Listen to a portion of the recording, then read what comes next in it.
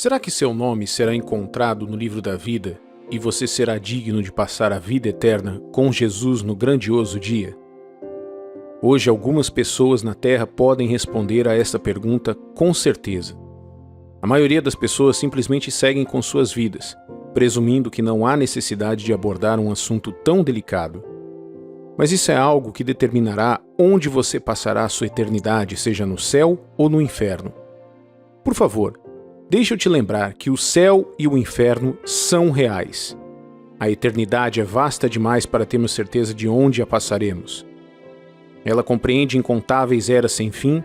Precisamos saber onde passaremos a eternidade. Isso é de extrema importância. Tornou-se uma noção popular de que céu e inferno são invenções religiosas concebidas para incutir medo e manter o controle das pessoas. Mas isso não é verdade.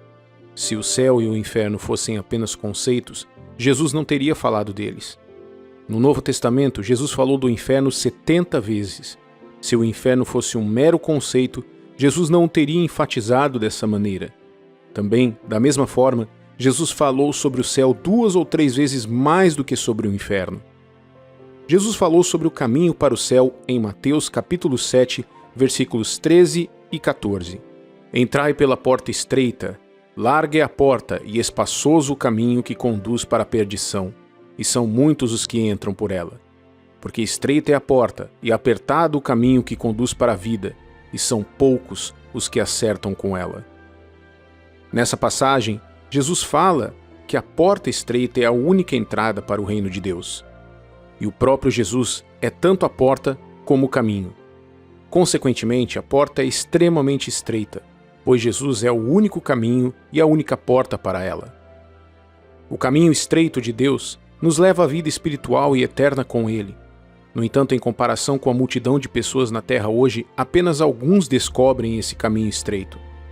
Nesse vídeo, vou revelar uma verdade surpreendente sobre por que muitas pessoas não vão chegar ao céu no final da sua jornada aqui na Terra. Também compartilharei alguns pontos espirituais sobre como evitar o inferno e o julgamento iminente de Deus. É realmente uma bênção para você ver este vídeo neste momento, então abra seu coração e receba essa mensagem de Deus para você. Antes de continuarmos, você sabia que o céu é um lugar preparado para pessoas preparadas? Você pode estar se perguntando como isso seria possível. Jesus disse aos seus discípulos em João 14 que ele iria preparar um lugar para eles, para que pudesse voltar e levá-los consigo. Portanto, o céu é um lugar meticulosamente preparado exclusivamente para aqueles que estão preparados para viver nele. E você, meu amigo e minha amiga, será que você está preparado ou preparada? Antes de responder, vamos considerar a verdadeira razão pela qual muitas pessoas não vão para o céu. A razão é simples, é por causa do pecado. O que exatamente é o pecado? A Bíblia nos ensina que pecado é desobediência a Deus. O primeiro homem e a primeira mulher que Deus criou o desobedeceram. Satanás levou Adão e Eva a quebrar a lei de Deus, marcando o primeiro caso de pecado na história humana. Gênesis capítulo 3, versículos 6 e 7, narra essa história. Vendo a mulher que a árvore era boa para se comer, agradável aos olhos e a árvore desejável para dar entendimento, tomou-lhe do fruto e comeu, e deu também ao marido, e ele comeu. Abriram-se então os olhos de ambos, e percebendo que estavam nus, coseram folhas de figueira e fizeram cintas para si. Esse único ato de desobediência alterou toda a natureza e comportamento da humanidade, impactando significativamente o curso do mundo. Pecado é desobediência à palavra de Deus. É qualquer ato de rebelião contra Deus. Envolve agir de acordo com os próprios desejos contrários à palavra e à vontade de Deus.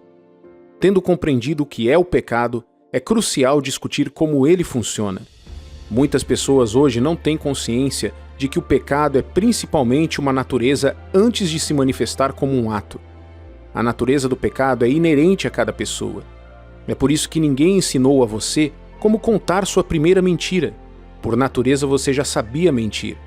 À medida que crescemos naturalmente, a tendência ao ódio começa a se desenvolver. As pessoas podem te ensinar a canalizar o ódio contra as coisas e os outros, mas essa habilidade não é ensinada. Da mesma forma, Nenhum de nós foi ensinado a buscar vingança, mas à medida que amadurecemos, começamos a desejar vingar os erros percebidos pelos outros. Esses comportamentos afirmam que o pecado é uma natureza. É por isso que Davi reconheceu que nasceu e foi moldado na iniquidade. Visto que essa natureza está dentro da pessoa, pecar não é apenas um comportamento, mas uma fonte de prazer. É por isso que muitas pessoas hoje sentem prazer em fazer o mal, já que a Bíblia confirma que o pecado é prazeroso. Você sabe por que muitas pessoas são enredadas pelo pecado? É simplesmente porque elas encontram prazer nisso, desfrutam da aprovação que advém de desafiar a palavra de Deus e estão contentes com os elogios que recebem por se associarem com pessoas influentes na sociedade. Veja o que diz Hebreus capítulo 11, versículo 25. Ele preferiu sofrer com o povo de Deus em vez de gozar por pouco tempo os prazeres do pecado. É por isso que devemos ser cautelosos, pois o pecado proporciona prazer e satisfação temporários, mas é seguido por culpa silenciosa e destruição potencial. O pecado não abrange apenas a fornicação, a embriaguez, a idolatria, o ódio, a inveja e coisas do gênero. Ele é a manifestação que confirma a presença da natureza pecaminosa inerente a cada pessoa. Romanos, capítulo 3, versículo 23 diz: Pois todos pecaram e carecem da glória de Deus. Isso indica que mesmo sem manifestar atos pecaminosos, uma pessoa ainda é pecadora porque a natureza do pecado reside dentro dela. A solução reside em crer na obra consumada de Jesus na cruz para lidar com essa natureza pecaminosa. O mundo foi criado para te induzir a amar e a se entregar ao pecado. Isso ocorre porque Satanás é o governante desse mundo. Ele governa os sistemas do mundo. Inúmeras distrações são abundantes, seja na rua, nos shoppings ou no cinema. Ele posicionou estrategicamente seus agentes para introduzir o prazer do pecado onde quer que você vá. Veja o que nos adverte 1 João capítulo 2, versículos 15 ao 17. Não ameis o mundo, nem as coisas que há no mundo. Se alguém amar o mundo, o amor do Pai não está nele. Porque tudo que há no mundo, a concupiscência da carne, a concupiscência dos olhos e a soberba da vida, não procede do Pai, mas procede do mundo. Ora, o mundo passa, bem como a sua concupiscência. Aquele, porém, que faz a vontade de Deus, permanece eternamente. Isso indica que o sistema foi estabelecido por pessoas pecadoras para operar sem Deus. A sociedade, os objetivos, os pensamentos, as religiões e os modos de vida derivam da natureza decaída da humanidade. De acordo com a palavra de Deus, o mundo não conhece a Deus. O mundo não tem consciência do que são os verdadeiros cristãos. O mundo mantém uma animosidade contra Deus e os cristãos verdadeiros, e está sob controle de Satanás. Deus selecionou cristãos no mundo para serem seu povo especial. A batalha é, portanto, entre Satanás e os humanos. Ele se esforça para sujeitar todos ao julgamento de Deus para que o mesmo julgamento sob o qual ele está se aplique a todas as pessoas. A todo custo, ele retrata a desobediência à lei de Deus como algo atraente, visando que os indivíduos caiam em seus esquemas e sejam condenados por Deus. No entanto, é sua escolha sucumbir ao engano e à manipulação dele, pois Satanás não pode te controlar. Deus concedeu às pessoas o livre-arbítrio. Agora que estabelecemos que o pecado é a razão, vamos considerar por que os pecadores não podem entrar no céu. Deixe-me compartilhar 2 motivos. A primeira razão é os pecadores que carregam sobre eles a penalidade do pecado. Meu amigo e minha amiga, o pecado traz consigo uma consequência. O salário do pecado é a morte, como o apóstolo Paulo capta lindamente em Romanos, capítulo 6, versículo 23. Porque o salário do pecado é a morte, mas o dom gratuito de Deus é a vida eterna em Cristo Jesus, nosso Senhor. Contudo, a boa notícia é que Jesus pagou a pena de morte, para que não tenhamos que morrer. No entanto, qualquer pessoa que se recuse a crer indica sua falta de interesse na oferta de vida de Deus. O pecado realmente paga salários aos seus escravos, e o salário é a morte. Essa morte acarreta a separação eterna de Deus. Cada escravo do pecado recebe exatamente o que merece e ganha através do seu comportamento. Que comportamento é esse? Eles rejeitam a oferta de vida de Deus. Essa é a escolha mais absurda que qualquer pessoa pode fazer. Contudo, o que Deus dá aos seus servos não é um salário, mas um dom. que é a vida eterna. Isso não é o que eles merecem, porque nunca poderiam merecer isso. No entanto, na sua misericórdia, Deus concede vida eterna com Ele no céu a todos os que recebem a sua oferta de vida pela fé em Jesus Cristo. Essas pessoas não servem a Deus para obter a vida eterna, elas servem a Deus porque já têm a vida eterna. A segunda razão é: o céu é um lugar de santidade, justiça e ordem. Você já pensou como seria o céu se tivesse até mesmo um único pecador lá? O céu, então, não seria santo, justo ou ordenado. O céu seria contaminado por apenas um pecador. O céu é um reino de completa obediência a Deus, a sua palavra e as suas leis. No entanto, admitir qualquer pecador no céu simplesmente permitiria a impiedade, a injustiça e a desordem no reino de Deus. Não são ações que as pessoas fazem ou deixam de fazer que as tornam justas ou santas. Antes é o que elas creem ou não. Por exemplo, Deus vê todos os que creem em Jesus como santos, justos e irrepreensíveis. Por outro lado, Deus vê qualquer pessoa que não entregou o seu coração a Jesus como profana, injusta e perversa. É por isso que o julgamento de Deus recai sobre aqueles que não aceitam o sacrifício de Jesus. As pessoas não estão sob o julgamento dele pelas manifestações externas do pecado, mas devido à sua recusa em abandonar a natureza pecaminosa dentro delas. Assim, é extremamente perigoso desconsiderar a obra consumada de Jesus e levar uma vida que não se alinha com a vontade de Deus. Praticar boas ações, como caridade, ajudar os necessitados e demonstrar bondade e amor, não garantirá a vida eterna. Algumas pessoas acreditam que praticar esses atos as deixará em paz com Deus. No entanto, a verdade é que somente aceitar Jesus como Senhor e Salvador pode trazer paz com Deus, seguida naturalmente de boas obras. Apenas frequentar a igreja, ser batizado ou ter um nome cristão não significa ser salvo. A salvação vem da aceitação de Jesus como Salvador e Senhor. Alguém pode ser pastor, filho de pastor ou diácono, mas isso não garante a salvação.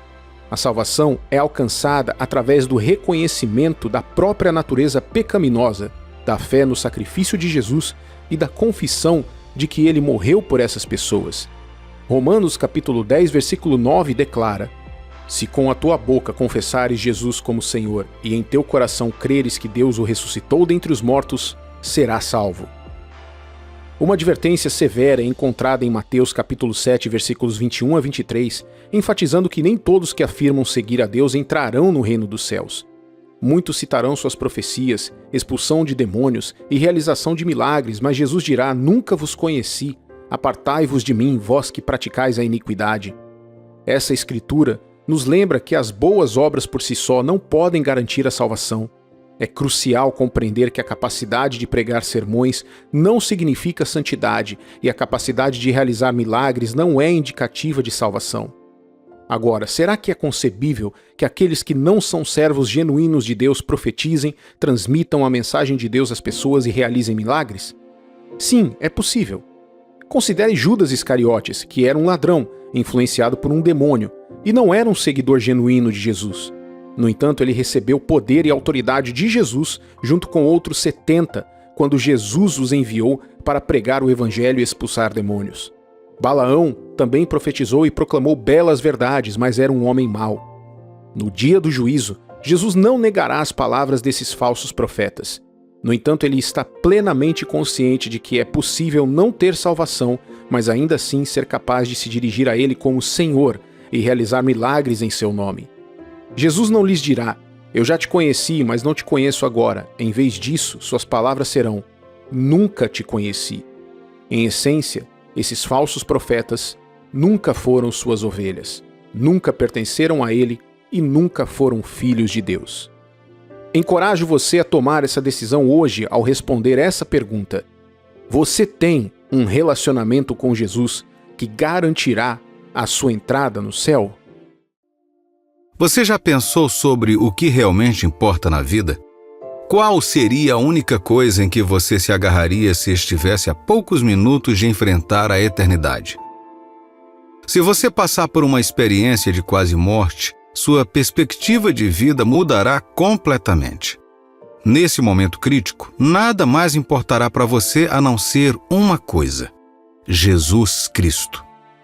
Diante da morte, você perceberá que em meio a todas as nossas buscas e conquistas mundanas, é o nosso relacionamento com Jesus, tornado possível pelo que Ele fez naquela cruz, que tem verdadeiro significado. Junte-se a mim enquanto nos aprofundamos nesta mensagem e descobrimos a verdade atemporal da cruz de Cristo, que tem o poder de salvar nossas almas e nos dar a certeza de vida após a morte. Esta é uma mensagem séria e Deus quer que você preste atenção. Não perca nenhuma palavra. Abra seu coração para receber isso agora. Você nunca sabe o que pode acontecer depois desse momento. Nas palavras profundas de Gálatas, capítulo 6, versículo 14, somos lembrados de que o nosso maior orgulho deveria estar na cruz de nosso Senhor Jesus Cristo. Está escrito: mas longe esteja de mim gloriar-me, senão na cruz de nosso Senhor Jesus Cristo, pela qual o mundo está crucificado para mim, e eu para o mundo. Quando confrontados com a perspectiva da eternidade, todas as buscas e ambições mundanas que consomem as nossas vidas se tornam insignificantes. Reflitamos um pouco sobre uma pessoa que vivencia o encontro com a morte, pois ela oferece um paralelo marcante com a nossa própria vida. Considere a reunião de negócios que esse homem havia cuidadosamente agendado para a semana que vem. Diante de sua morte iminente, à medida que sua vida passa diante dele, ela se torna uma reflexão tardia, irrelevante e distante. Perde o seu valor. A busca pela riqueza perde o controle de seus pensamentos e até mesmo sua paixão por seu time de futebol favorito é insignificante em comparação.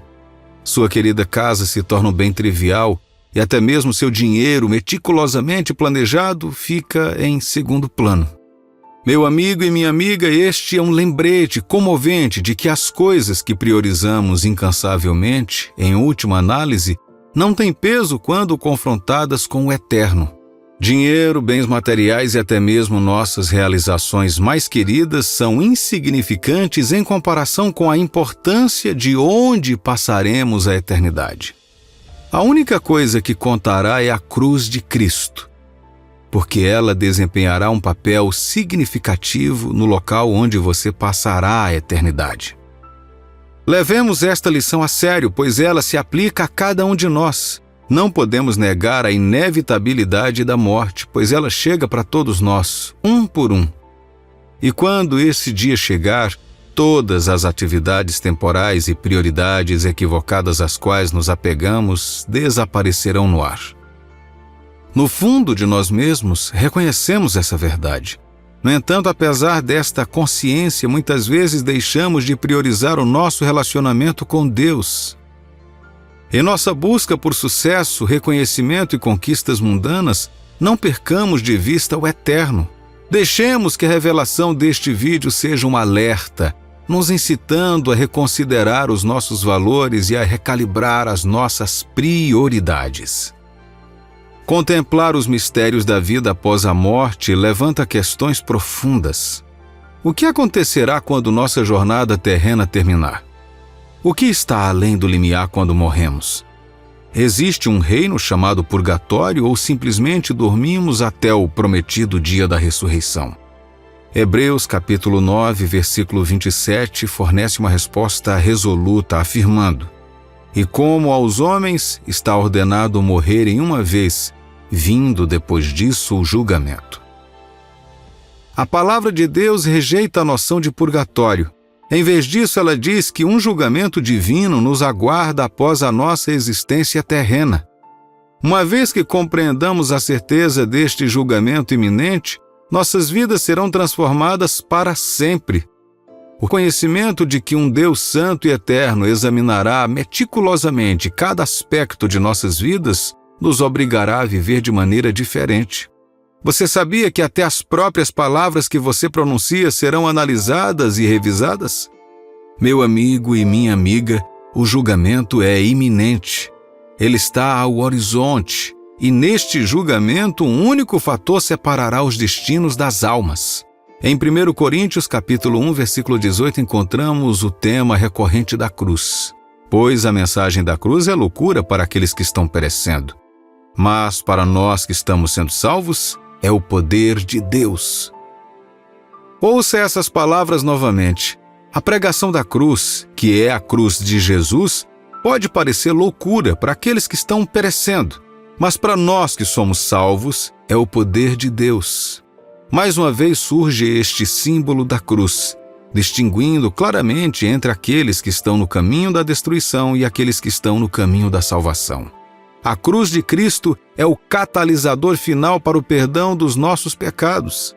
Sem o que aconteceu naquela cruz e a ressurreição que se seguiu, não teria havido salvação para ninguém. Em Gálatas 6, a declaração enfática do apóstolo Paulo, "Mas longe esteja de mim gloriar-me", ressoa como uma diretriz para ancorar nosso orgulho somente em Cristo. Ele nos convida a fixar o olhar em Jesus, a olhar para a cruz e a depositar a nossa confiança no autor e consumador da nossa fé. A cruz permanece como um farol de esperança, um lembrete do amor e do sacrifício incomensuráveis que garantiram a nossa redenção. Na nossa vida diária encontramos inúmeras distrações e tentações que nos afastam do profundo significado da cruz. Somos seduzidos pelo fascínio das realizações mundanas, consumidos pela busca de ganhos pessoais e fascinados pelos prazeres transitórios desta existência temporal. No entanto, diante da eternidade, essas atividades são insignificantes em comparação com o peso eterno da cruz. A cruz se torna o ponto focal que distingue entre aqueles que perecem e aqueles que são salvos, servindo como eixo para o perdão dos pecados. À medida que navegamos pelas complexidades da vida, o conselho do apóstolo continua a ser um apelo resoluto para fixarmos os nossos olhos no poder transformador da cruz. Vamos refletir sobre a verdade contida nestes versículos enquanto contemplamos a séria realidade do julgamento e o poder transformador da cruz. Primeiro, no mundo que disputa constantemente a nossa atenção, há uma infinidade de distrações que procuram desviar o nosso olhar da cruz. A sociedade nos incentiva a nos fixarmos em nossa própria bondade, nos incitando a nos orgulharmos de nossas realizações e de nossa autojustiça. Ela defende a autossuficiência e a confiança na própria bondade percebida, perpetuando uma perspectiva distorcida que ignora a verdade mais profunda da nossa condição humana. A sociedade grita em nossos ouvidos: "Veja todo o bem que você fez. Você é uma pessoa gentil e amorosa. Você paga suas contas, apoia sua comunidade e cuida de sua família. Você é moralmente correto e cumpridor da lei. Você é de fato uma boa pessoa." Esta é a mentalidade predominante de muitos no mundo, incluindo os incrédulos. Eles não conseguem reconhecer a sua pecaminosidade inerente às terríveis consequências que os aguardam. Eles não conseguem ver o que Romanos capítulo 3, versículo 23 tenta nos ensinar quando diz: "Porque todos pecaram e destituídos estão da glória de Deus." Ou quando diz também em Romanos capítulo 6, versículo 23, "Porque o salário do pecado é a morte, mas o dom gratuito de Deus é a vida eterna em Cristo Jesus nosso Senhor." Todos pecaram, a Bíblia diz. Todos nós herdamos a natureza do pecado de Adão. Quando Adão pecou, todos nós pecamos. No entanto, o diabo engana as pessoas, dando a elas uma falsa percepção para mantê-las presas fora da salvação até que morram e se percam para sempre. A sua compreensão do pecado está limitada a crimes e transgressões hediondas. Mas a mensagem do Evangelho desafia esta cosmovisão, apontando o dedo acusatório para cada um de nós, declarando que todos nós carecemos da glória do Todo-Poderoso. O Evangelho transmite uma mensagem direta e contundente, uma verdade perturbadora de que todo indivíduo, independentemente da adesão social ou das virtudes pessoais, é um pecador diante de um Deus santo. As pessoas recuam diante de uma avaliação tão inabalável de sua posição moral. Elas sempre rejeitam veementemente a noção de serem rotulados como pecadores, se apegando em vez disso à ilusão de sua própria bondade. Consequentemente, a mensagem do Evangelho se torna ofensiva e incompreensível para elas e, de certo modo, uma pedra de tropeço, pois não querem abraçar a realidade da sua necessidade de salvação. Tudo isso é visto como tolice, um conceito insignificante e irrelevante que pode ser descartado sem pensar duas vezes. As pessoas podem encontrar consolo em suas realizações, em seus atos de caridade e em sua retidão moral, acreditando que esses atos louváveis são suficientes para garantir sua posição diante de Deus. Elas são seduzidas pelo sussurro enganoso de que a mensagem da cruz é desnecessária, de que podem alcançar a salvação através dos seus próprios esforços e justiça. O mundo ecoa este sentimento, perpetuando a mentira de que a cruz não tem relevância nas nossas vidas. No entanto, devemos resistir a sucumbir a essa falsidade. Devemos aceitar a verdade incômoda de que a nossa própria bondade é insuficiente e que as nossas realizações morais são sombras que desaparecem diante da justiça divina. Somente nos humilhando diante da cruz e reconhecendo a nossa necessidade desesperada de um Salvador, poderemos compreender verdadeiramente a magnitude da graça de Deus e o poder redentor do sacrifício de Cristo. Hoje Deus está falando enquanto você ouve este vídeo. Não se deixe enganar pelo fascínio da justiça própria ou pelas vozes persuasivas deste mundo. Em vez disso, coloque o seu olhar firmemente na cruz, reconhecendo-a como o ponto central do seu destino, onde o amor e a justiça de Deus se cruzam, resultando na sua redenção. A mensagem da cruz pode parecer tola para aqueles que estão perecendo, mas para você, a quem Deus está enviando esta mensagem para ser salvo, ela deveria ser a personificação do poder e da sabedoria de Deus. Outro pensamento preocupante é como existem indivíduos que depositam confiança inabalável em sua própria justiça. Esses fiéis ficam tão consumidos com a percepção de sua santidade que acreditam que merecem um lugar no céu. Eles se consideram indispensáveis para a própria essência do céu, se vangloriando de sua própria bondade diante de Deus. Contudo, é essencial reconhecer que eles se tornaram seguidores da religião, em vez de verdadeiros seguidores de Cristo. Eles se tornaram filhos da religião em vez de filhos de Deus. Vale a pena enfatizar que eles são tão santos aos seus próprios olhos que ousadamente se vangloriam diante de Deus de sua autoproclamada bondade. Um caminho perigoso, reminiscente do fariseu na parábola de Lucas capítulo 18, versículos de 9 a 14. Propôs também esta parábola a alguns que confiavam em si mesmos, por se considerarem justos e desprezavam os outros. 2 homens subiram ao templo com o propósito de orar. Um fariseu e o outro publicano. O fariseu, posto em pé, orava de si para si mesmo, desta forma: Ó Deus, graças te dou porque não sou como os demais homens, roubadores, injustos e adúlteros, nem ainda como este publicano. Jejuo 2 vezes por semana e dou o dízimo de tudo quanto ganho. O publicano, estando em pé, longe, não ousava nem ainda levantar os olhos ao céu, mas batia no peito dizendo: Ó Deus, sê propício a mim, pecador. Digo-vos que este desceu justificado para a sua casa, e não aquele, porque tudo o que se exalta será humilhado, mas o que se humilha será exaltado. Você consegue imaginar ter a audácia de entrar na presença de Deus e se gabar de sua própria bondade? O orgulho e a autoimportância do fariseu levaram a dar um sermão a Deus sobre sua própria justiça. No entanto, o apóstolo Paulo nos lembra que a única coisa de que realmente podemos nos orgulhar é em Cristo.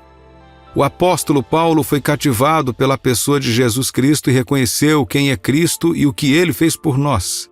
Jesus, o Filho unigênito de Deus, viveu uma vida perfeita e se tornou a propiciação pelos nossos pecados, morrendo a morte de todas as mortes. Isso serve como um poderoso lembrete dos perigos do foco equivocado e da autojustificação. Como mencionamos anteriormente, o mundo e a religião tentam desviar a nossa atenção da cruz e nos incitar a confiar em nós mesmos e na nossa própria bondade. Contudo, devemos resistir a estas tentações e fixar firmemente o olhar na cruz. É através da cruz de Jesus que os nossos pecados são perdoados. as nossas vidas são transformadas e a nossa esperança de salvação é assegurada. Nunca nos gloriemos em mais nada, a não ser no poder redentor da cruz. Ao abraçar a mensagem da cruz, somos libertados das armadilhas da justiça própria e do fascínio de uma mentalidade religiosa. Em vez disso, encontramos a verdadeira liberdade e o caminho para a vida eterna em Deus. Quando confrontados com a realidade da morte e do julgamento, tudo o que importa é se agarrar a Jesus e à cruz. Esta é uma mensagem séria e humilhante, que nos lembra de que a morte é um compromisso que todos devemos cumprir. As posses materiais e as realizações terrenas das quais podemos nos orgulhar serão insignificantes em comparação com o significado da cruz naqueles momentos finais antes de entrarmos na eternidade. Portanto, vamos nos apegar a Jesus como Ele se apega a nós. Naqueles minutos cruciais que antecedem a eternidade, o nome de Jesus é tudo o que importa. Ele é o único caminho para o Pai e a porta de entrada para o reino de Deus. Abrace Jesus como sua tábua de salvação hoje, para que quando chegar o momento de entrar na eternidade, você o faça com paz e alegria, sabendo que sua eternidade está garantida. Você foi abençoado com esse vídeo? Por favor, dê um like e inscreva-se em nosso canal para mais conteúdos abençoados. Sinta-se à vontade para compartilhar seus pedidos de oração nos comentários. Gostaríamos de orar e nos unirmos a você em fé. Por que um Deus cuja natureza é o amor escolheria não salvar certas pessoas? Isso representa uma realidade desafiadora sobre o amor de Deus. Embora ele seja inegavelmente amoroso, ele permanece inflexível na defesa dos seus padrões. É uma crença comum entre os cristãos que a vontade de Deus se estenda a todos, independentemente de sexo, idade ou raça, visando a sua salvação. A Escritura afirma isso em 1 Timóteo, capítulo 2, versículo 4. Ele quer que todos sejam salvos e venham a conhecer a verdade. Esta Escritura reflete claramente o caráter de Deus para com todos na terra. Deus deseja que todos os indivíduos compreendam a verdade sobre Cristo e recebam a salvação, um reflexo da sua natureza amorosa. Agora, por que algumas pessoas parecem incapazes de receber esta salvação?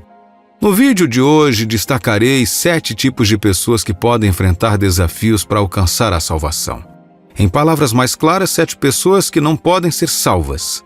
É fundamental prestar muita atenção, pois muitos de nós podemos não estar cientes de que certos fatores podem dificultar a salvação de algumas pessoas. Encorajo você a assistir esse vídeo na íntegra, participar das orações e receber bênçãos para você, sua família e amigos. Antes de nos aprofundarmos no conteúdo, mostre seu apoio curtindo este vídeo, se inscrevendo em nosso canal e compartilhando este valioso conteúdo pelo menos uma vez. Suas ações contribuem para espalhar o Evangelho, tocar mais vidas e promover o reino de Deus na terra. Querido cristão, é uma verdade preocupante que nem todos neste mundo serão salvos. Esta realidade serve de alerta especialmente para aqueles que frequentam fielmente a igreja. A mera frequência de cerca de 90 minutos aos cultos aos domingos e compromisso de ser membro, o dízimo, as ofertas, ter um nome ou título cristão, falar de maneira cristã ou mesmo ser batizado, não garante a salvação. A Bíblia, em Mateus capítulo 7, versículos 21 e 23, registra a advertência de Jesus sobre o dia do julgamento. Muitos se aproximarão dele, se vangloriando dos milagres feitos em seu nome, mas ele declarará: Nunca vos conheci, afastai-vos de mim, vós que praticais a iniquidade. Esta verdade exorta cada indivíduo a fazer uma introspecção, questionando a sua posição no dia do julgamento, quando devemos prestar contas das nossas vidas. Será que se Jesus voltasse hoje, você seria considerado digno, vestido em sua justiça, permanecendo irrepreensível diante do seu trono? Refletir sobre isso é crucial. Considero você abençoado por estar ouvindo este vídeo em um momento tão significativo. Como 2 Coríntios, capítulo 5, versículo 10 nos lembra, porque todos nós temos que nos apresentar diante de Cristo para sermos julgados por Ele. E cada um vai receber o que merece, de acordo com o que fez de bom ou de mal na sua vida aqui na terra. Agora vamos considerar 7 tipos de pessoas que não serão salvas. O primeiro grupo de pessoas que Deus não pode salvar são os incrédulos. Mas quem exatamente são os incrédulos? São aqueles que não creem no nascimento, morte, sepultamento e ressurreição do Senhor Jesus Cristo. Segundo a Bíblia, essas pessoas não podem ser salvas. Só existe uma maneira de alcançar a salvação, e é através da fé em Deus. Sem crença, ninguém nunca será salvo dos seus pecados e de Satanás. Na verdade, não há outra maneira de alcançar a salvação, exceto através da fé em Deus e da crença em seu Filho Jesus Cristo. A famosa passagem do livro de João, capítulo 3, versículo 16, diz: Porque Deus amou o mundo de tal maneira que deu seu Filho unigênito, para que todo aquele que nele crê não pereça, mas tenha a vida eterna.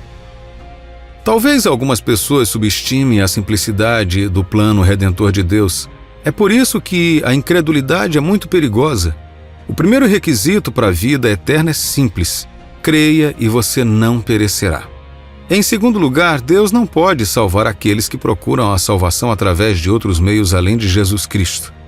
Em João capítulo 5, versículo 40, a Bíblia testifica sobre Jesus, afirmando que alguns se recusam a ir até ele para o resto da vida. Jesus é o único caminho para o Pai. Ninguém vem ao Pai senão por meio dele. A Bíblia nos diz em Atos, capítulo 4, versículo 12, que não há outro nome dado entre os homens pelo qual possamos ser salvos, senão Jesus Cristo. Nada mais pode salvar uma pessoa.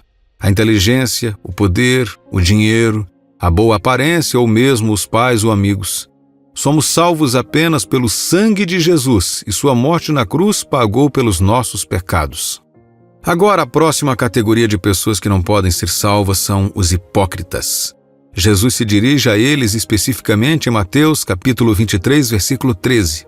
Ai de vós, escribas e fariseus, hipócritas, porque fechais o reino dos céus diante dos homens, pois vós não entrais, nem deixais entrar o que estão entrando.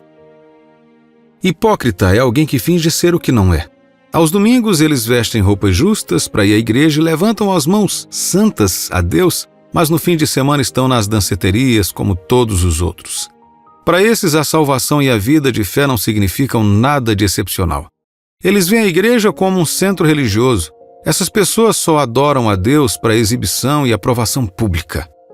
Um hipócrita está na igreja, mas não permite que a vida de Cristo encontre expressão nele. Ele pode passar muitos anos na igreja, mas não tem frutos que sustentem a fé que professam. Ele fica na porta, não entra e não permite que os outros entrem. A quarta categoria de pessoas que não podem ser salvas é as dos que são auto-justificados. Em Lucas capítulo 18, versículos de 9 a 14, a Bíblia nos conta a história de um fariseu que confiava em si mesmo, afirmando ser justo, mas que desprezava os outros. O fariseu acreditava que era puro de coração e melhor que o publicano que estava orando ao seu lado. Curiosamente, Jesus disse que o cobrador de impostos, que não conseguia levantar os olhos por causa da culpa do pecado, mas batia no peito e pedia misericórdia a Deus, foi aquele que desceu para sua casa justificado e feliz.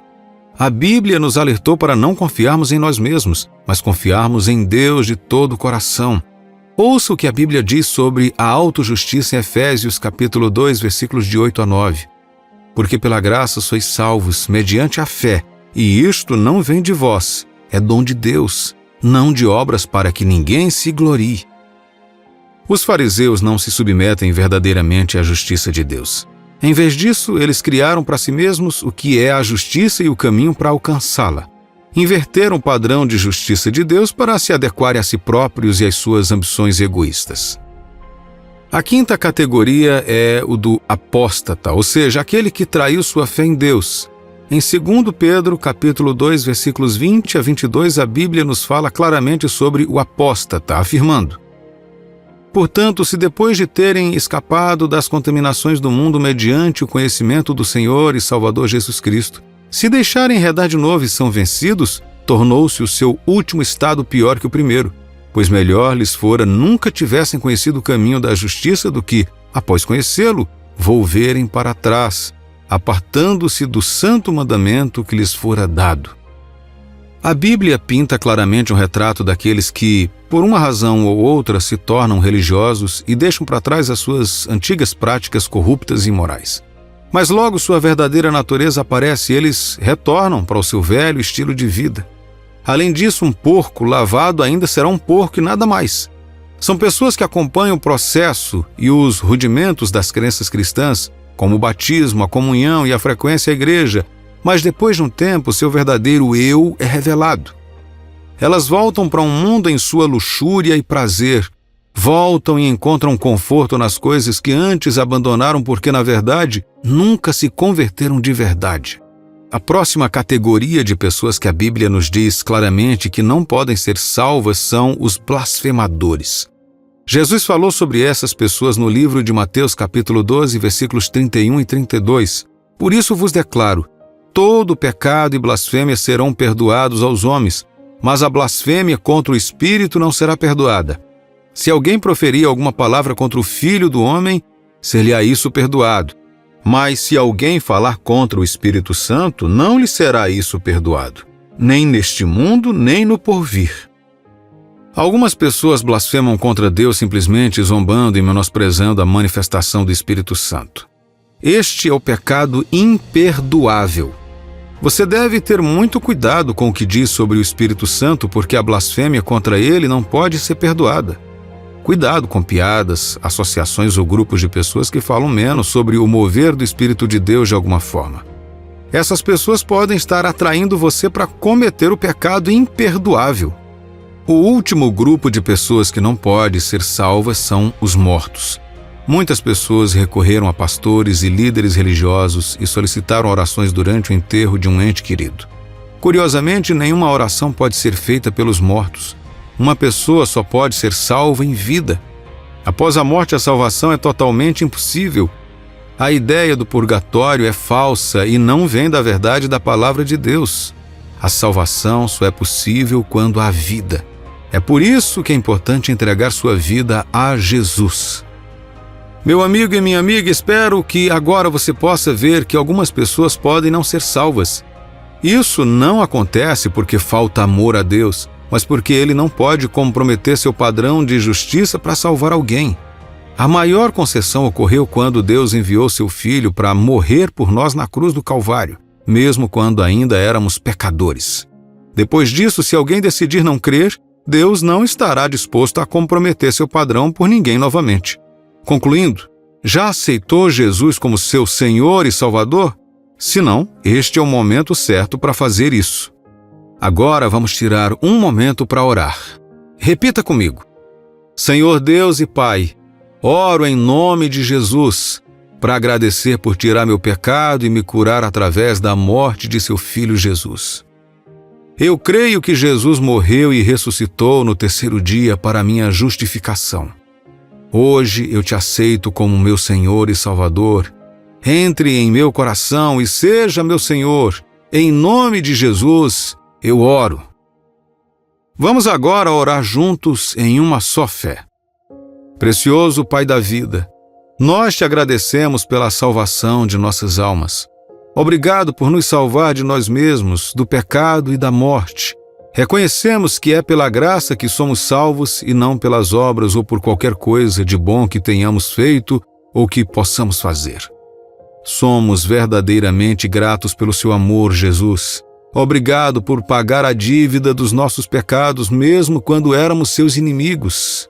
Pedimos a graça de viver só para ti todos os dias de nossas vidas. Oramos por aqueles que ainda não receberam Jesus como Senhor de suas vidas. Que o Senhor os alcance e os encontre em nome de Jesus. Oramos por aqueles que precisam urgentemente de salvação neste momento, para que o Espírito Santo ministre aos seus corações e eles vejam a necessidade de aceitar Jesus.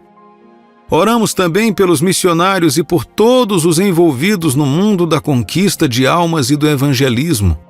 Abençoe eles e dê a eles a coragem e a graça para continuar espalhando a mensagem do Evangelho globalmente em nome de Jesus. Oramos por nossos entes queridos e famílias que ainda não permitiram que o Senhor entre em suas casas. Que o seu amor seja derramado em seus corações pelo Espírito Santo em nome de Jesus. Obrigado, pois sabemos que quando clamamos, o Senhor sempre ouve. Pedimos tudo isso em nome do nosso Senhor e Salvador Jesus Cristo. Amém. E se eu compartilhasse com você um capítulo intrigante do passado, uma época em que um tipo único de pessoas percorriam nosso mundo? E se eu mencionasse que a história tem essa estranha capacidade de ecoar através do tempo, se repetindo de maneiras inesperadas? Agora, esse grupo especial de indivíduos sobre o qual quero falar não é uma típica história evolucionária. Eles possuem algo notável e distinto daquilo que conhecemos hoje. Agora, quando o termo Nefilim passa pela sua cabeça, o que surge primeiro? Frequentemente, as pessoas o associam a uma raça humana mencionada no Antigo Testamento. Eles são retratados como fisicamente impressionantes e heróicos, quase como gigantes bíblicos, ou mesmo semideuses, como alguns ponderam. Bem, no vídeo de hoje vou revelar algo ao mesmo tempo chocante e profundamente esclarecedor sobre os Nefilins, e por que tantas pessoas estão pesquisando esse nome no Google agora. Iremos investigar por que esses seres estão ganhando atenção agora e explorar seu significado em nossa história. Que papel eles desempenharam nos tempos antigos e como seu legado pode nos impactar nesses últimos dias. Será uma jornada esclarecedora e acredite, você não vai querer perdê-la. Agora vejamos a primeira passagem que esclarece a existência desses seres estranhos na história da humanidade, conforme revelado na Bíblia.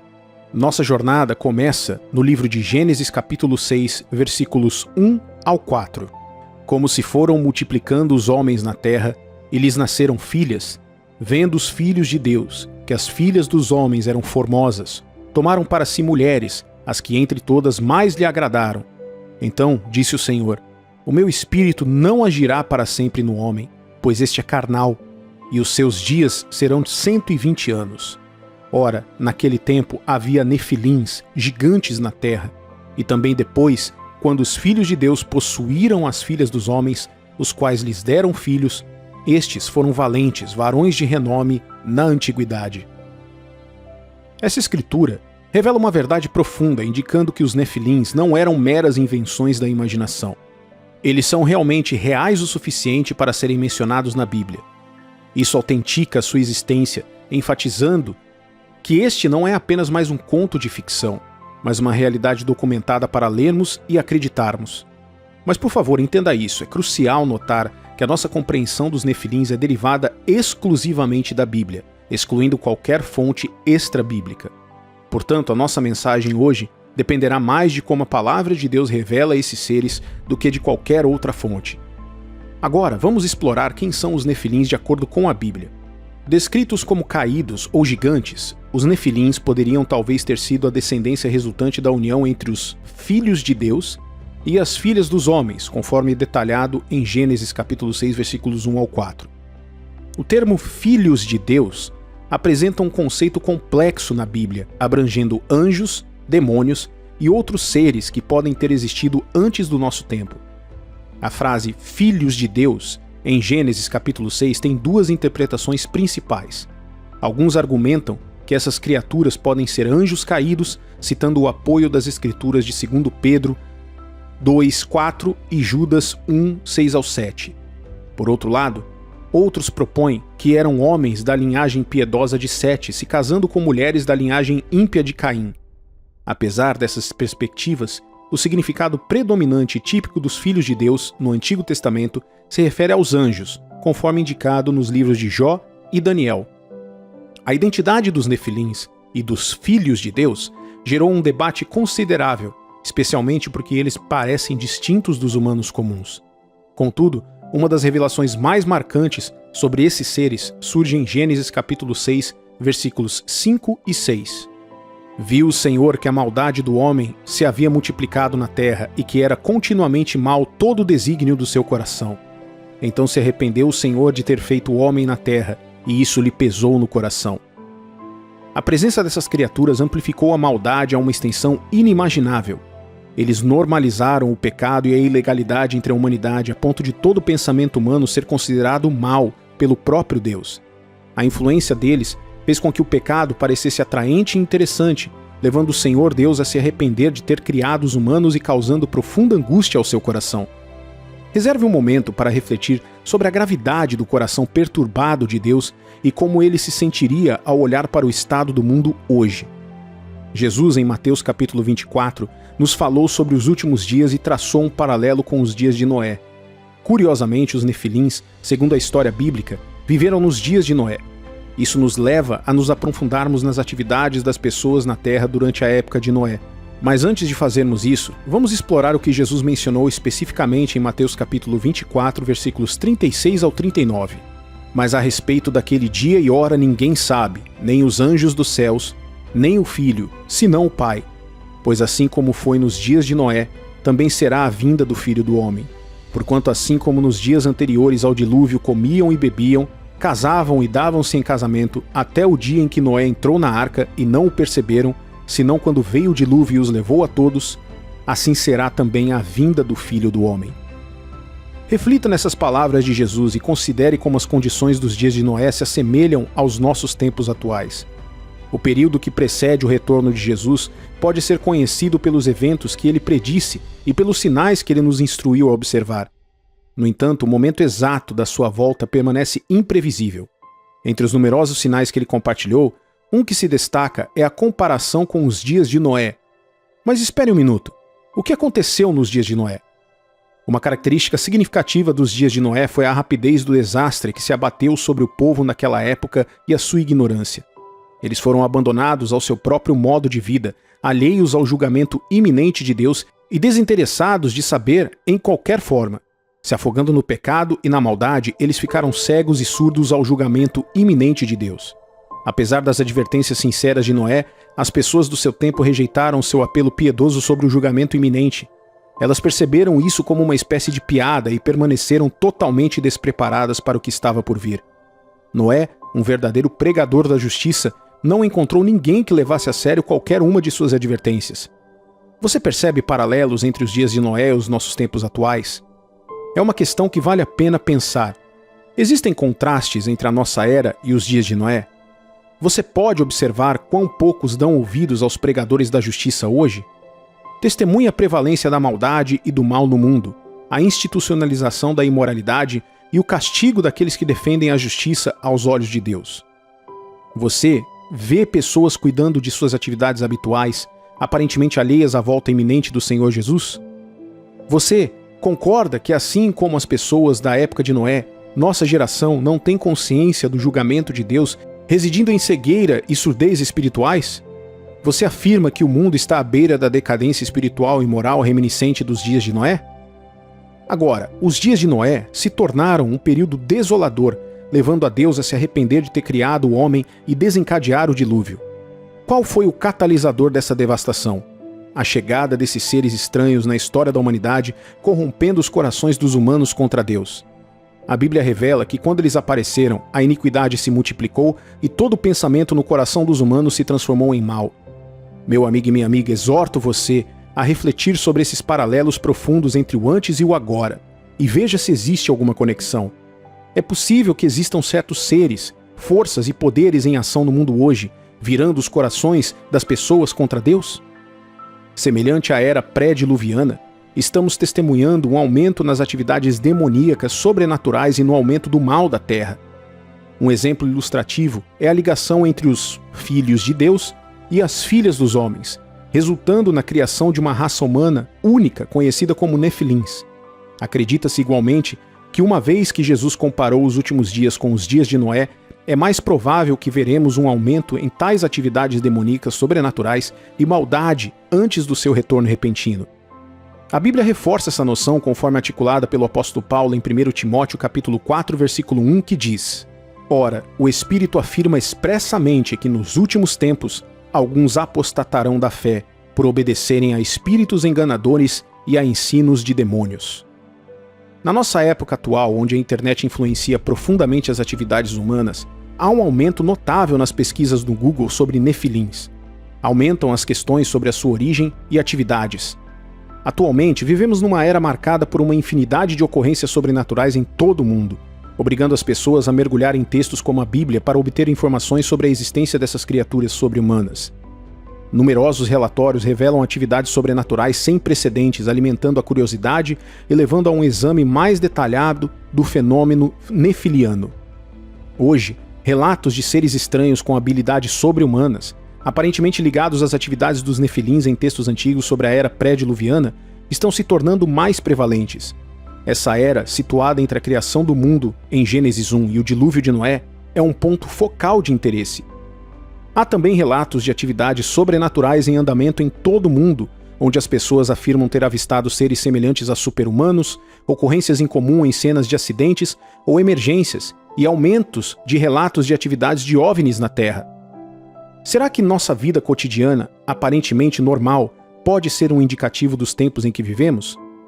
Tal como nos dias de Noé, as pessoas tomaram decisões conscientes de se desviarem das leis de Deus, ignorando sinais flagrantes da iminente ira divina.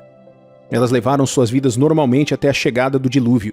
Jesus nos avisa que a sua volta será semelhante aos dias de Noé, onde as pessoas se dedicavam a atividades rotineiras, se casando, procurando meios de subsistência, bebendo e comendo, mas negligenciando manter Deus nos seus pensamentos.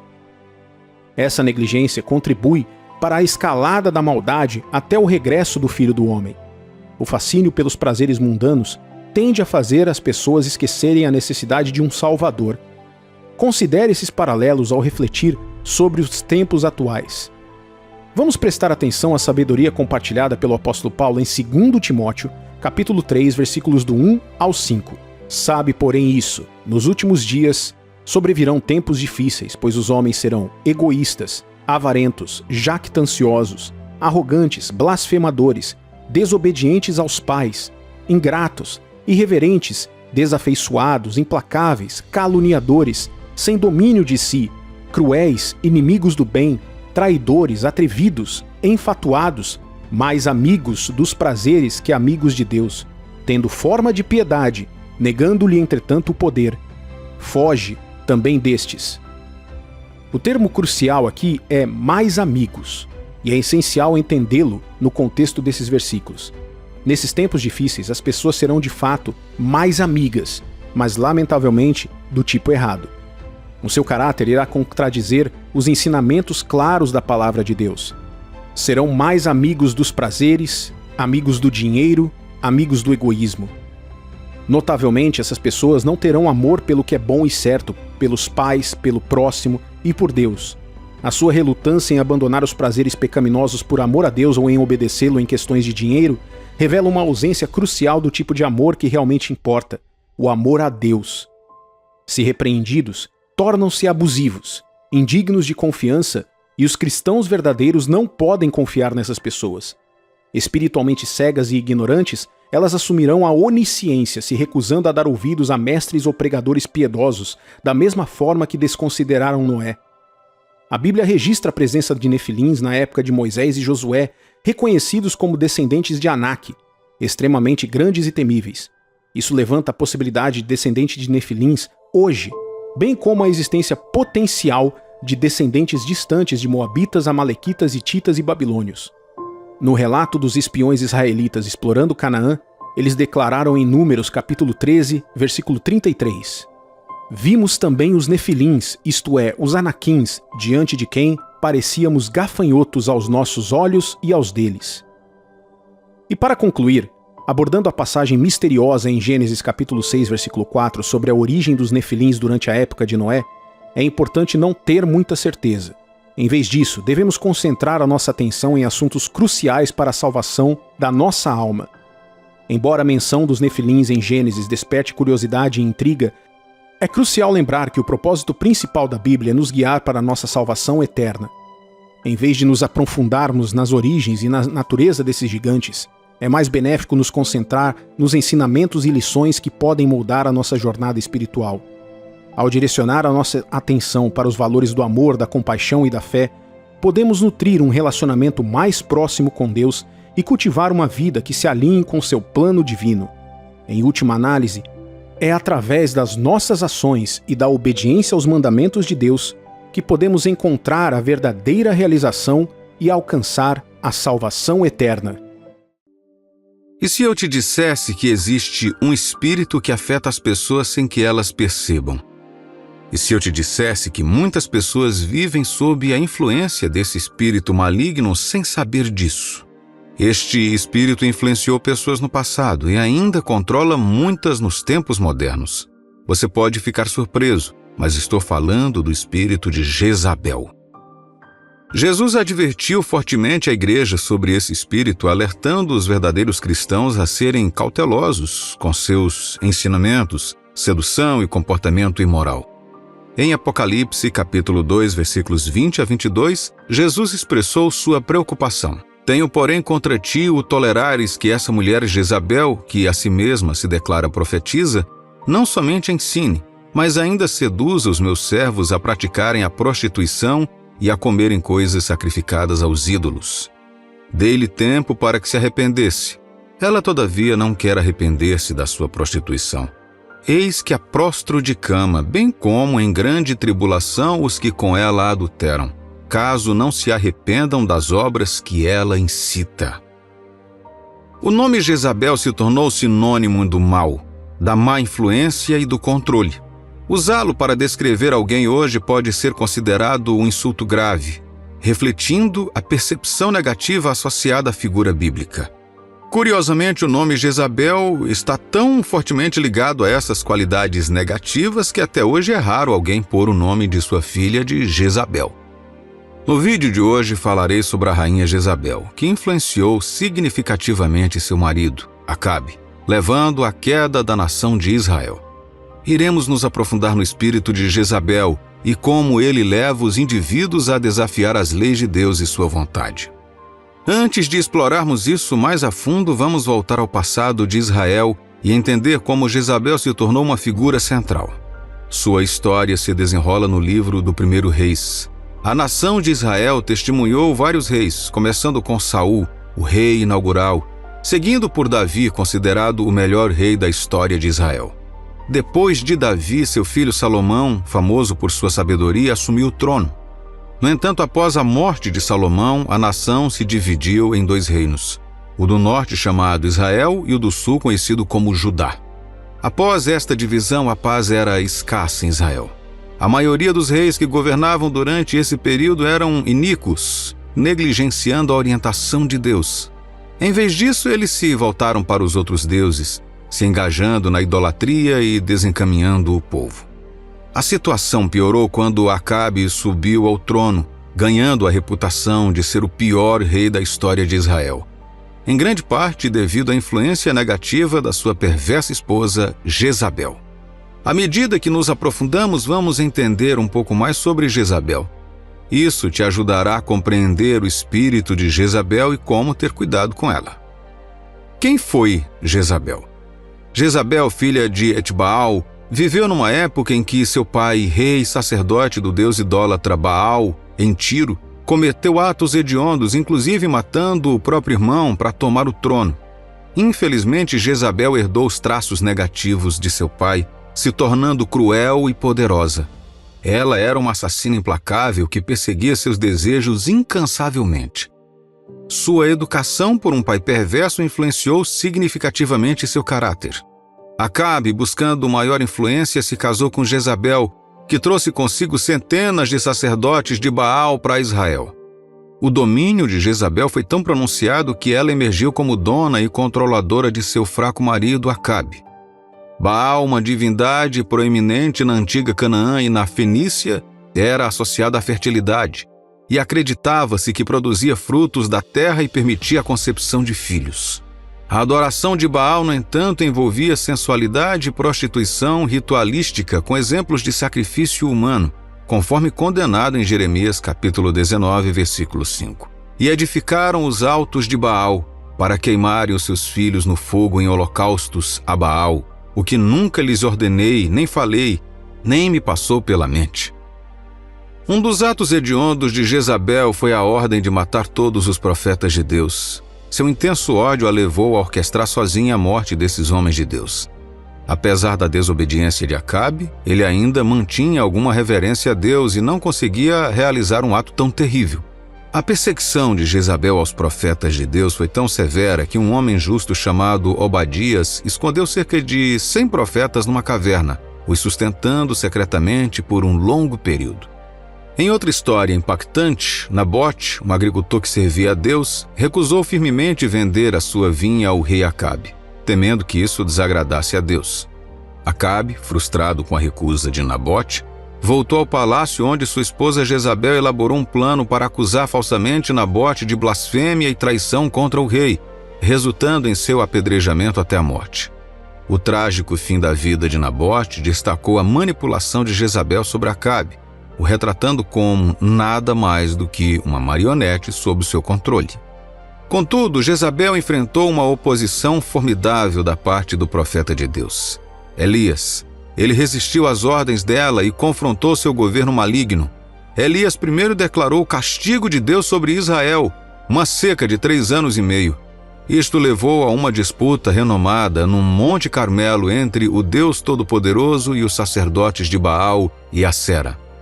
Apesar das fervorosas tentativas dos sacerdotes de acabar com a seca e invocar o fogo através de ferimentos auto-infligidos, a oração de Elias a Deus trouxe uma resposta imediata, consumindo o sacrifício e trazendo chuva abundante para Israel naquele mesmo dia. Elias então ordenou a execução de todos os 850 sacerdotes de Baal e Acera. Em vez de reconhecer o poder de Deus e se arrepender, Jezabel prometeu matar Elias. Sua morte foi excepcionalmente horrível, servindo de lição para os outros. Mesmo enfrentando a morte iminente, Jezabel permaneceu desafiadora, adornada com vestes de rainha, gritando seu desafio a Jeú, o próximo rei de Israel. Jeú ordenou que ela fosse jogada pela janela e ela morreu pisoteada por cascos de cavalos e quase consumida por cães, encerrando de maneira miserável seus 30 anos de tirania sobre Israel. Embora Jezabel já tenha partido há milhares de anos, seu espírito perdura.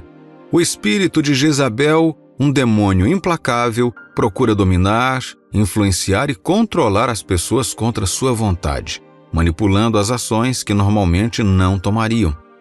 Esse espírito é caracterizado pela imoralidade, idolatria, ensino falso e pecado impenitente, refletindo as ações da Jezabel histórica.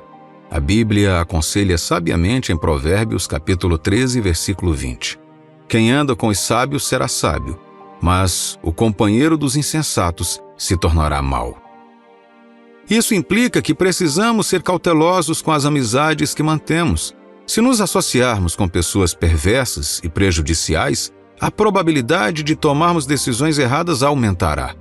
É por isso que a Bíblia, em 2 Coríntios, capítulo 6, versículos 14 a 17, adverte os verdadeiros cristãos sobre estarem intimamente ligados aos incrédulos. Não vos ponhais em julgo desigual com os incrédulos, porquanto que sociedade pode haver entre a justiça e a iniquidade? Ou que comunhão da luz com as trevas? Que harmonia entre Cristo e o maligno? Ou que união do crente com o incrédulo? Que ligação há entre o santuário de Deus e os ídolos? Porque nós somos santuário do Deus vivente, como ele próprio disse: habitarei e andarei entre eles, serei o seu Deus, e eles serão o meu povo. Por isso, retirai-vos do meio deles, separai-vos, diz o Senhor, não toqueis em coisas impuras, e eu vos receberei. Em termos mais simples, não se junte àqueles que não compartilham da sua fé. Justiça e maldade não se misturam, assim como luz e trevas. É como tentar misturar Deus com o mal. Crentes incrédulos são como óleo e água. Eles não se misturam. Somos o templo de Deus e Ele habita entre nós. Por isso Deus nos diz para nos separarmos deles, ficarmos longe de qualquer coisa impura e Ele nos abraçará. Meu amigo e minha amiga, em essência, a Bíblia incentiva os crentes a escolherem suas amizades com sabedoria, evitando aqueles cujos valores e crenças se opõem aos seus, em prol de manter uma vida justa e piedosa. Deixe-me perguntar, quem são essas pessoas de quem você se cerca? Elas têm uma influência positiva sobre você? Você sabe quanta influência elas têm sobre você ou apenas se preocupa em se divertir com elas? Como verdadeiros cristãos, não devemos nos associar em demasiado daqueles que não partilham a nossa fé. Já estamos conectados a Cristo Então não há necessidade de nos amarrarmos novamente aos incrédulos. Deixe-me perguntar novamente, meu amigo e minha amiga, quem você permite entrar em sua vida? Como cristãos, é crucial estar atento às pessoas que você deixa entrar. Elas estão elevando a sua fé e guiando você para um relacionamento mais próximo com Jesus? Ou estão extinguindo até mesmo o mínimo de fé que você tem em Deus? Considere seus amigos e seu círculo íntimo. Se não estão aproximando você de Deus, eles podem estar te afastando dele. Não há meio termo nesse assunto e nem como ficar em cima do muro. Ora, o espírito de Jezabel está frequentemente ligado ao sexo, à sedução e à promiscuidade. E isto é realmente verdade. Essas demonstrações externas são apenas algumas maneiras pelas quais esse espírito satânico se manifesta. É por isso que muitos jovens podem não perceber porque a moda parece concebida para ser sedutora, revelando intencionalmente partes sensíveis do corpo para torná-lo objeto de sedução. É manipulação espiritual, mesmo que você não tenha consciência disso. Além disso, muitos jovens se encontram envolvidos em diversas formas de promiscuidade sexual. Outra manifestação do espírito de Jezabel. Olhe ao redor e você notará que há uma difusão esmagadora em torno do sexo hoje. Saiba que o sexo é um lindo presente de Deus dentro dos limites do casamento. Qualquer coisa fora disso é contra o plano de Deus e é considerada pecado. Infelizmente, muitos jovens hoje caem na armadilha de vícios como pornografia, masturbação, sexo por telefone e muito mais. Não quero que você, meu amigo e minha amiga, seja enganado pelo espírito manipulador de Jezabel, pois esses comportamentos são resultado de sua influência. Esta é outra característica do espírito de Jezabel, além de ser manipulador. Ele prende as pessoas na teia do vício, como uma aranha que enreda a sua presa. Outra coisa que você deve saber é que, ao contrário da crença comum, o espírito de Jezabel não se limita a nenhum gênero. Só porque tem o nome de uma mulher não significa que afeta apenas as mulheres. Ele pode igualmente manipular e enredar os homens nos seus enganos. Isso também não significa que seja um espírito feminino, porque no espírito não há homem nem mulher. A razão pela qual é chamado de espírito de Jezabel é que ele opera como Jezabel fez, sendo sedutor, manipulador e destrutivo, visando o povo de Deus, especialmente aqueles em grandes posições de poder. Se você se vê constantemente movido pelo desejo de poder e pela necessidade de controlar as pessoas ao seu redor, isso é um sinal de que esse espírito pode estar agindo. É a causa raiz de muitos conflitos em casa, na igreja ou no local de trabalho. Ele se infiltra, fazendo alguém desejar o controle sobre os outros. Ao manipular aquela pessoa sobre quem está influenciando, ele também endurece o coração dos outros, criando divergências entre as pessoas. É crucial não tentar controlar as pessoas, mas sim guiá-las através do seu exemplo. Dessa forma, as pessoas serão naturalmente influenciadas pela sua liderança. Tome Deus, nosso Pai Celestial, como exemplo. Ele não nos obriga a fazer nada. Ele demonstra amor, misericórdia e todas as virtudes. Isso é liderança de qualidade. Deus quer que todos nós sejamos salvos, mas Ele não obriga ninguém. Apocalipse, capítulo 3, versículo 20 diz: Eis que estou à porta e bato. Se alguém ouvir a minha voz e abrir a porta, entrarei em sua casa e cearei com ele, e ele comigo. Em vez de invadir, ele espera o momento em que chegamos e o convidamos a entrar. Devemos seguir esse passo e não forçar a nós mesmos ou a nossa vontade aos outros. Concluindo, o espírito de Jezabel é um espírito poderoso e sinistro que pode causar danos invisíveis em vidas individuais, comunidades ou organizações. No entanto, o poder de Deus através de Jesus Cristo, dado a nós, cristãos verdadeiros, é muito mais forte do que qualquer força no mundo, incluindo a do espírito de Jezabel. É como 1 João, capítulo 4, versículo 4 diz: Filhinhos, vós sois de Deus e tendes vencido os falsos profetas, porque maior é aquele que está em vós do que aquele que está no mundo. Meu amigo e minha amiga, o Espírito de Deus em você é mais poderoso do que todos os espíritos malignos e demônios juntos. Com confiança, acredito que você pode superar a influência do espírito manipulador de Jezabel e ser livre em todos os aspectos da sua vida. Em nome de Jesus. Amém.